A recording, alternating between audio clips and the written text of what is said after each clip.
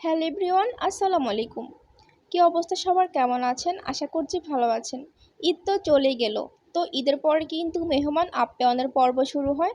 তো সেই পর্বে কীভাবে আপনারা পারফেক্ট একটা রোস্ট আইটেম তৈরি করতে পারবেন সে ভিডিওতে নিয়ে আসছি আজকের পর্বে।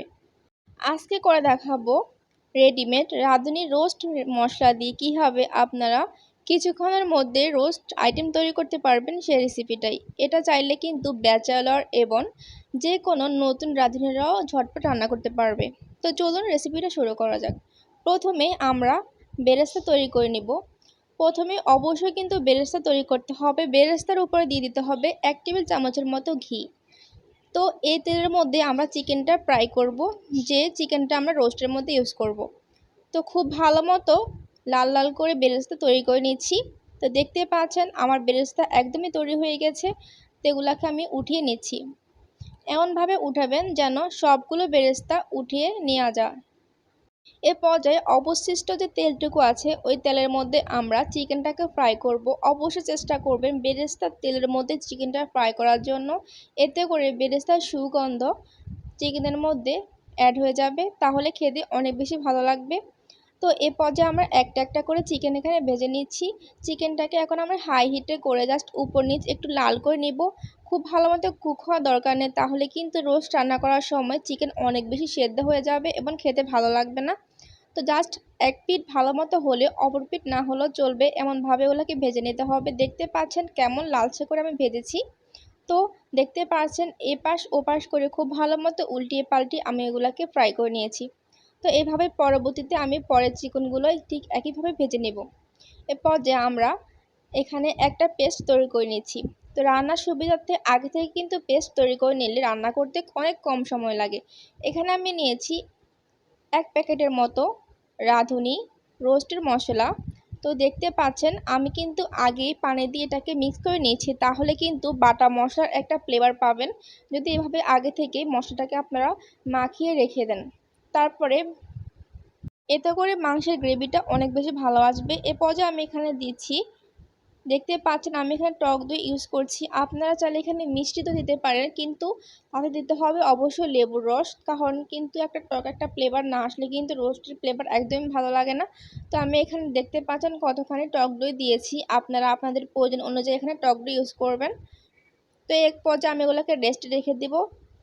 তো এই তো ভিউয়ার্স, এরই মধ্যে আমি রোস্ট রান্না করা পাত্রটি খুব ভালো মতো গরম করে নিয়েছি এবং যে তেলের মধ্যে বেরেস্তা এবং চিকেন ফ্রাই করেছি সেই তেলগুলো এখানে অ্যাড করে দিলাম।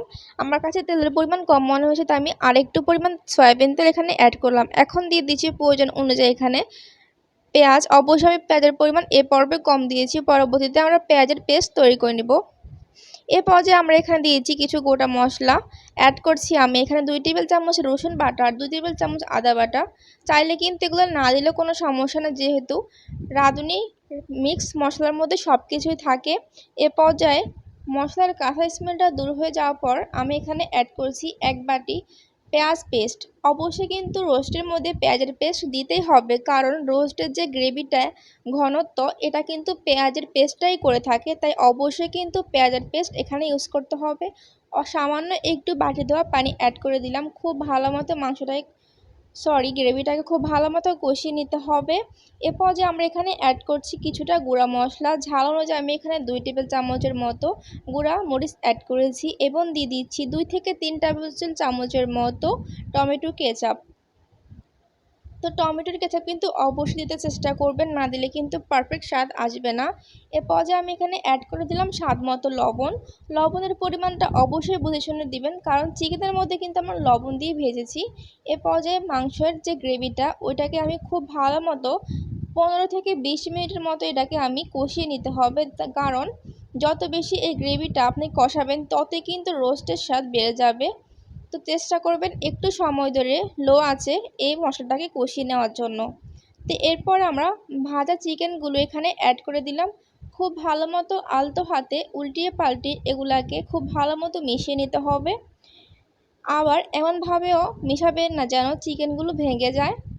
তো দেখতে পাচ্ছেন আমার চিকেনগুলো আমি প্রায় 5 থেকে 10 মিনিট এভাবে নাড়াচাড়া করার পরে আমি এখানে অল্প অল্প করে এখানে পানি অ্যাড করছি। এখানে আমি 3 থেকে 4 ভাগে পানি অ্যাড করব, তাও আবার 1 মগ পানিকে।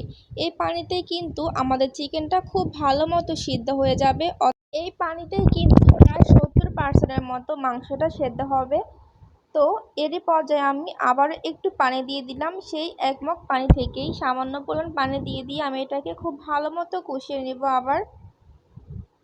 তো এখন বলক আসার অপেক্ষা। আমরা এখন দেখব কখন বলক আসে। এই যে দেখতে পাচ্ছেন মাশাআল্লাহ বুটবুটে করে বলক চলে আসছে। এরপরে আমরা এখানে অ্যাড করব বাদাম বাটা। এখানে কিন্তু অবশ্যই বাদাম বাটা অ্যাড করতে হবে। আমি এখানে কাঠবাদাম এবং চীনাবাদাম একসাথে পেস্ট করে নিয়েছি। আপনারা চাইলে যে কোনো একটা বাদাম ইউজ করতে পারেন।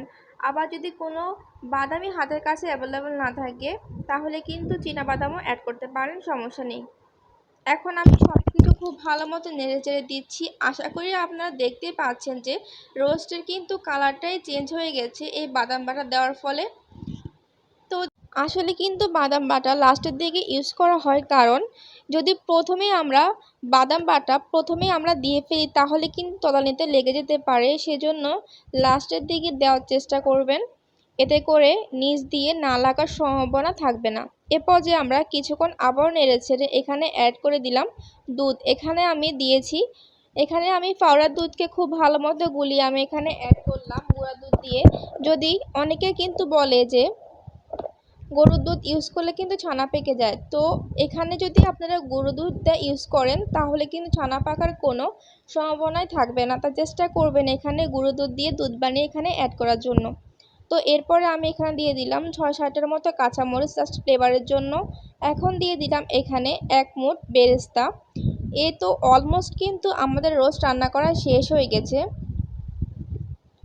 তো এরপর যে আমরা এখানে 1 টেবিল চামচের মতো কেওড়া জল ইউজ করলাম শাহি একটা ফ্লেভারের জন্য। বিয়ে বাড়িতে কিন্তু শাহি ফ্লেভারের জন্য কেওড়া জল গোলাপ জল ইউজ করতে হয়। এরপর যে আমি এখানে দিয়ে দিয়েছি 2 টেবিল চামচের মতো ঘি।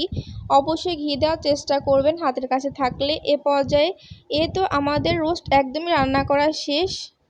তো কথা বলতে বলতে কিন্তু আমাদের রোস্ট রান্না করা একদমই শেষ হয়ে গিয়েছে। আপনারা যদি এই প্রসেসে রোস্ট রান্না করেন তাহলে বিয়েবাড়ির থেকে কম স্বাদ কিন্তু হবে না, বরঞ্চ বাড়িতে রান্না করা রোস্ট বিয়েবাড়ির রোস্টের থেকে 1000 গুণ ভালো হবে।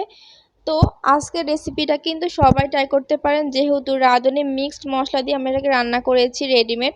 তো চাইলে সবাই রান্না করতে পারবেন। ভিডিওটি ভালো লাগলে অবশ্যই লাইক কমেন্ট শেয়ার করতে ভুলবেন না। সবাই ভালো থাকবেন। আল্লাহ হাফেজ। আসসালামু আলাইকুম।